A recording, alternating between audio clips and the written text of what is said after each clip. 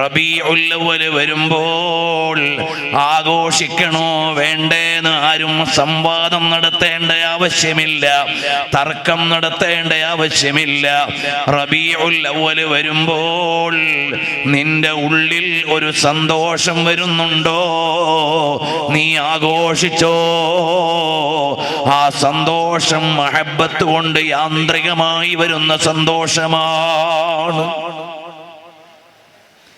ഉമ്മാനെ സ്നേഹിച്ചത് നിയമം മൂലം പഠിച്ചത് കൊണ്ടല്ല,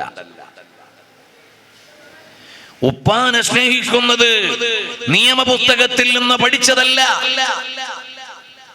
എന്നാൽ ഉമ്മയെയും ഉപ്പയെയും കാൾ സ്നേഹിക്കേണ്ട ഹബീബുനാ റസൂലുള്ളാഹി സല്ലല്ലാഹു അലൈഹി വസല്ലം തങ്ങളെ സ്നേഹിക്കണമെന്നത് ഒരു മുഅ്മിനിന്റെ ഖൽബിന്റെ ഉള്ളിൽ നിറഞ്ഞു നിൽക്കുന്ന അഭിലാഷമാണ്.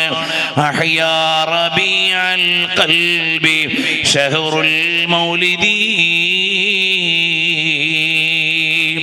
ഇത് ഹൃദയത്തിന്റെ വസന്തമാണ്, ഹൃദയമുള്ളവരുടെ ആഘോഷത്തിന്റെ മാസമാണ്. മദീനയോട് ചേർന്ന് ഹൃദയമുള്ളവരെ, റബീഉൽ അവ്വൽ വരുമ്പോ ആരും പറയാതെ ഉള്ളിൽ വെളിച്ചം വരും,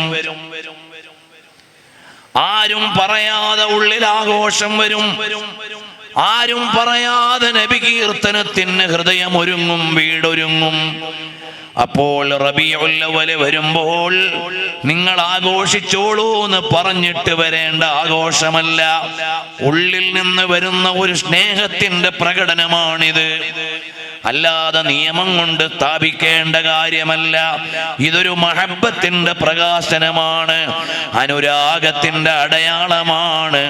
മഹബ്ബത്തു റസൂലില്ലാഹി.